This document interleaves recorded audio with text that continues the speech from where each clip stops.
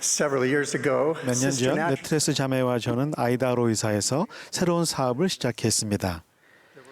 밤낮으로 사무실에서 일을 하며 시간을 보냈습니다. 그나마 다행인 것은 집이 직장에서 고작 몇 블록 떨어진 곳에 있었다는 점이었습니다. 매주 제 아내 쇼나는 모두 6살이 안 된 세 딸을 데리고 사무실에 와서 함께 점심을 먹곤 했습니다.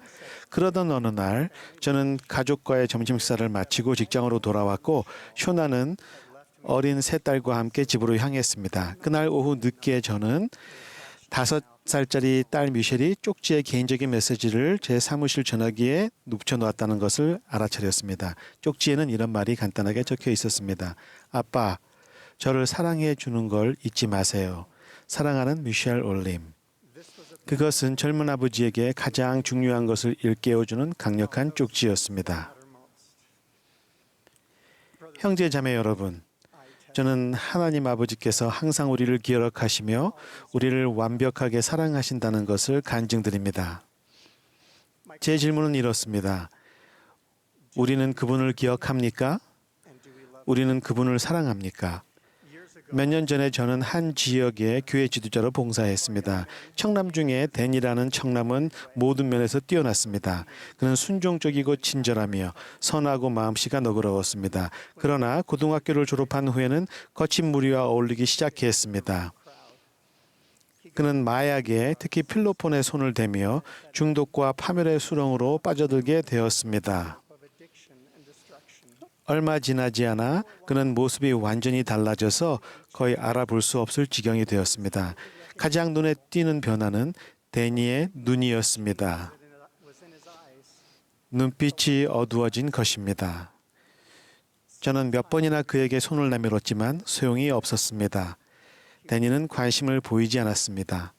이 놀라운 청년이 고통받으며 이전과는 딴판으로 사는 모습을 보기가 힘들었습니다. 그는 훨씬 더 많은 일을 해낼 수 있었습니다. 그러던 어느 날 데니에게 기적이 일어나기 시작했습니다. 데니는 남동생이 선교 사업을 떠나기 전에 간증을 나누는 성찬식에 참석했습니다. 모임 중에 데니는 오랫동안 못 느꼈던 것을 느꼈습니다. 그는 주님의 사랑을 느꼈고 마침내 희망을 품게 되었습니다. 데니는 바뀌고 싶었지만 그게 쉬운 일은 아니었습니다. 데니의 중독 상태와 그에 따른 죄책감은 그가 감당할 수 없을 정도였습니다. 한 특별한 오후에 제가 마당에서 잔디를 깎고 있을 때 데니가 예고도 없이 우리 집 앞에 차를 세웠습니다. 그는 몹시 힘들어하고 있었습니다. 잔디 깎는 기계를 끄고 우리는 현관 계단의 그늘에 함께 앉았습니다. 그때 데니가 자기 마음을 털어놓았습니다. 그는 진심으로 돌아오고 싶어 했습니다. 그러나 중독과 현재 생활 방식에서 벗어나는 것이 너무나 어려웠습니다. 여기에 더해서 그는 지금까지 복음과 멀리 떨어진 삶을 살아온 것에 몹시 양심의 가침을 느꼈고 부끄러웠습니다. 그는 이렇게 말했습니다. 제가 정말 용서받을 수 있을까요? 정말 제가 돌아갈 수 있는 길이 있을까요? 그가 그렇게 염려하는 마음을 토로한 후 우리는 엘마서 36장을 함께 읽었습니다. 참으로 나는 내 모든 죄와 불의를 기억하였노니 그뿐 아니라 내 하나님의 면전에 나간다는 생각만으로도 내 영혼은 표현할 수 없는 공포로 괴로움을 당하였느니라. 그 구절들을 읽어주고 나자 데니는 제가 바로 그런 심정이에요라고 말했습니다. 우리는 계속 읽었습니다. 내가 내 많은 죄의 기억으로 고통을 당하고 있는 동안 보라 내가 또한 나의 부친께서 하나님의 아들 예수 그리스도라 하는 이가 세상의 죄를 위하여 속죄하시려 오실 것에 관하여 백성들에게 예언하시는 것을 들은 것을 기억하였느니라. 그리고 어떠한 기쁨과 어떠한 기이한 빛을 내가 보았던고. 우리가 이 구절들을 읽는 동안 데니의 눈에는 눈물이 흐르기 시작했습니다. 엘마가 느낀 기쁨은 데니가 찾던 바로 그 기쁨이었습니다. 우리는 엘마가 얼마나 악한 인물이었는지 토론했습니다. 그러나 그는 일단 회개한 뒤에는 절대 뒤돌아보지 않았습니다. 그는 예수 그리스도의 헌신적인 제자가 되었으며 선지자가 되었습니다. 데니는 눈이 휘둥그레지며 이렇게 말했습니다. 선지자라고요? 저는 간단히 대답했습니다. 그래 선지자. 그렇다고 너무 부담 갖지는 마렴.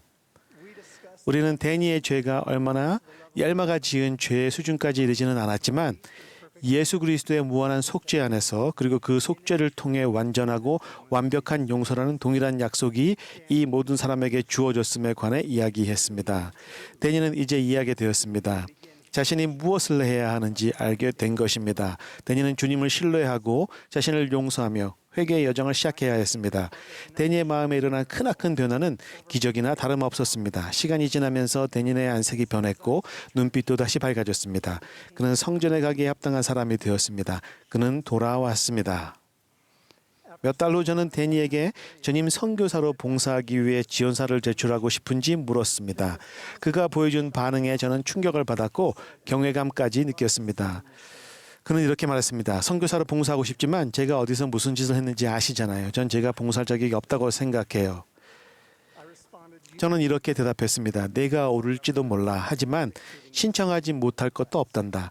내 지원서가 받아들여지지 않더라도 최소한 너는 내가 주님을 섬기고자 하는 진심 어린 소망을 표현했다고 느끼게 될 거야. 그의 눈에서 빛이 났습니다.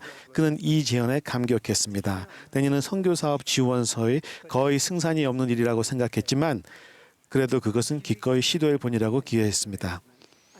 몇 주에 놀랍게도 또 다른 기적이 일어났습니다. 데니가 전임 선교사로 봉사하라는 부름을 받은 것이었습니다.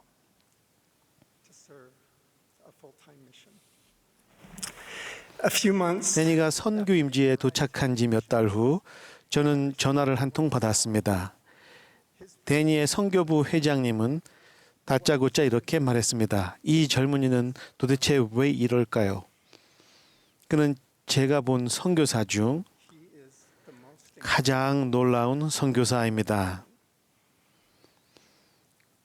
그 회장님에게 현대판 엘마 2세가 온 것이었습니다. 2년 후 데니는 온 마음과 능력과 생각과 힘을 다해 주님을 섬긴 다음 명예롭게 귀환했습니다. 성찬식에서 그의 선교사 귀한 말씀을 듣고 집으로 돌아오자 현관문을 두드리는 소리가 들렸습니다. 데니가 눈물을 글썽이며 서 있었습니다. 그가 잠깐 이야기할 수 있을까요? 라고 말했습니다. 우리는 예전과 같이 현관 계단으로 나아갔습니다. 그가 말했습니다. 회장님, 제가 진정으로 용서받았다고 생각하세요? 이제 제 눈에도 눈물이 어렸습니다. 제 앞에는 구주에 대해 가르치고 간증하는 일에 자신이 가진 모든 것을 바친 헌신적인 예수 그리스도의 제자가 서 있었습니다. 그는 구주의 속죄가 지닌 치유와 강화하는 권능의 화신이었습니다. 저는 이렇게 말했습니다. 데니, 거울을 들여다본 적 없니? 내 눈을 보았니? 내 눈은 빛으로 가득 차 있고 너는 주님의 영으로 빛나고 있어. 물론 너는 용서받았단다. 넌 정말 대단해. 이제 내가 해야 할 일은 살면서 앞으로 나아가라는 거란다. 뒤돌아보지 마렴. 신앙을 품고 다음에 받을 의식을 기대하려무나. 데니의 기적은 지금도 계속됩니다. 그는 성전에서 결혼했고 학교로 돌아가 석사학위를 받았습니다. 그는 자신의 부름에서 명예와 위엄을 지니고 계속해서 주님을 섬기고 있습니다. 더 중요한 것은 그가 정말 훌륭한 남편이자 충실한 아버지가 되었다는 것입니다. 그는 예수 그리스도의 헌신적인 제자입니다. 러셀 넬슨 회장님은 이렇게 가르쳤습니다. 구주의 무한한 속죄가 없었다면 온 인류는 돌이킬 수 없을 정도로 길을 잃었을 것입니다. 데니는 길을 잃지 않았으며 우리도 주님께 가는 길을 잃지 않았습니다. 그분은 우리를 들어 올리시고 굳건하게 하시며 용서하시기 위해 문 밖에 서 계십니다. 주님은 항상 잊지 않고 우리를 사랑하십니다. 몰문경에는 구주께서 지니신 하나님의 자녀를 향한 사랑이 헤아릴 수 없을 만큼이나 크다는 것을 보여주는 기록이 있습니다. 예수께서 이같이 말씀하시고 나서 그 눈을 들어 무리를 다시 둘러보시고 그들이 눈물을 머금은 채 마치 그에게 조금 더 그들과 함께 머무실 것을 간구하려는 듯이 그를 주목하는 것을 보시더라. 구주께서는 이미 그 사람들에게 성령을 베푸는데 온 종일을 보내셨습니다. 게다가 그분께서는 하셔야 할 일이 더 있었습니다. 그분은 다른 양들을 방문하셔야 했으며 아버지께로 가셔야 했습니다. 이러한 의무가 있음에도 불구하고 그분은 사람들이 그분이 조금 더 머무르기를 원한다는 것을 알아차리셨습니다. 그러자 구주의 마음이 연민으로 가득 찬 가운데 세계 역사상 가장 위대한 기적 중 하나가 일어났습니다. 그분은 그곳에 머무시며 그들을 축복하시고 그들의 자녀들 한 명 한 명에게 성령을 베푸셨습니다. 그들을 위해 기도하시고 그들과 함께 우셨습니다. 그리고 그들을 고쳐주셨습니다. 그분이 우리를 고쳐주시겠다는 약속은 영원합니다. 성약의 길에서 벗어난 분들께 말씀드립니다. 항상 희망이 있고 항상 치유가 있으며 항상 돌아갈 길이 있음을 부디 아시기 바랍니다.